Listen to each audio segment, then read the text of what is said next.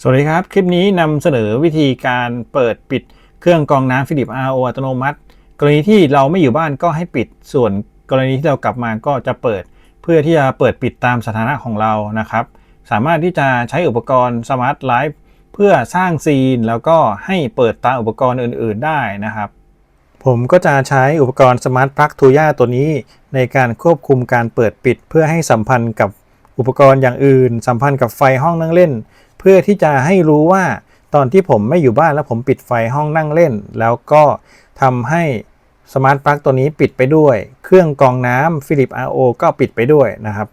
ให้อุปกรณ์เป็นกลุ่มนั่นเองนะครับตัวนี้ก็เป็นสมาร์ทปลั๊กที่เป็น Universal นะสามารถที่จะแปลงจาก3ขาเป็น2ขาแบบนี้ได้เลยนะครับผมตั้งชื่อใหม่เป็นเครื่องกรองน้ำ Philips RO นะครับจะเอาไปเปิดปิดเครื่องกรองน้ำซึ่งกรณีที่เราต้องการที่จะให้ปิดตอนไม่อยู่บ้านผมจะให้ปิดตามหลอดไฟห้องนั่งเล่นนะครับผมจะเอามาใส่ซีนตรงนี้ผมมีซีนเดิมอยู่แล้วถ้าไฟห้องนั่งเล่นปิดก็ให้ปิดสวิตช์1นะครับปิดไฟระเบียงคอนโดปิดพัดลมปิดไฟแตงโมนะครับผมก็จะเพิ่มอีกตัวหนึ่งเป็น device เครื่องกรองน้ำ RO นะครับสวิตช์1ปิดนี่นะครับเซฟแล้วก็ next แล้วก็เซฟนะครับโอเคถ้าไฟห้องนั่งเล่นสวิตช์3ปิดทุกอย่างก็จะปิดหมดเลยเครื่องกรองน้ำก็ปิดไปด้วยนะครับโอเคคราวนี้ถ้าผมกลับมาแล้วผมเปิดไฟห้องนั่งเล่นสิ่งเหล่านี้ก็เปิดนะครับรวมถึงเครื่องกรองน้ำด้วยเครื่องกรองน้ำก็สวิตช์1เปิดด้วยเช่นกันนะครับ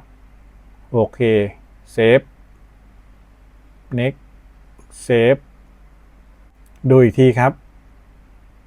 ตัวนี้โอเคก็เปิดหมดเลยนะครับตามนี้นะผมจะลองทดสอบนะครับตอนนี้ก็จะปิดไฟห้องนั่งเล่นนะโอเคปิดไฟห้องนั่งเล่นแล้วนะครับก็ตามซีนโอเคเห็นไหมครับตอนนี้ก็ปิดไฟเรียบร้อยแล้วเครื่องกรองน้ำก็ปิดตามแล้วนะครับผมจะเปิดไฟห้องนั่งเล่นนะตอนนี้ไฟห้องนั่งเล่นเปิดแล้วนะครับโอเคเนี่ยครับ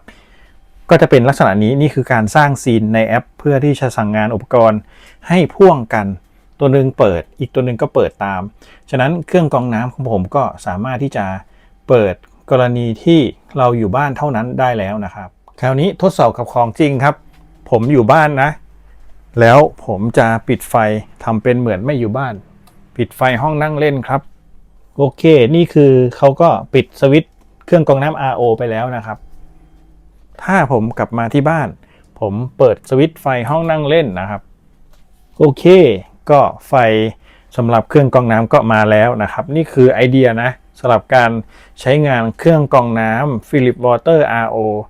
เฉพาะตอนที่เราอยู่บ้านนะครับนอกจากจะสามารถสั่งเปิดปิดได้แล้วเรายังสามารถที่จะดูได้ว่าตอนนี้เครื่องกรองน้ำใช้กำลังไฟอยู่เท่าไหร่นะครับสังเกตดูตอนนี้เขาทำงานใช้กำลังไฟอยู่ที่30วัตต์นะครับกระแสอยู่ที่230มิลลิแอมป์ก็ถือว่ากำลังไฟไม่สูงครับเขาใช้งาน36วัตต์แม็กแต่ว่าตอนนี้คือใช้กำลังไฟแค่30นะอยู่ในระหว่างการปั๊มนะครับเนื่องจากว่าตอนนี้แรงดันน้ำในระบบลดเขาก็สามารถที่จะบันทึกการใช้งานต่างๆได้นะครับซึ่งก็จะเป็นกราฟรายเดือนนะอย่างที่เห็น 0.0 ก็คือหน่วยนะครับกิโลวัตต์อาวก็คือหน่วยตอนนี้กำลังไฟถือว่าเพิ่งเริ่มติดตั้งยังไม่ถึงหน่วยนะครับ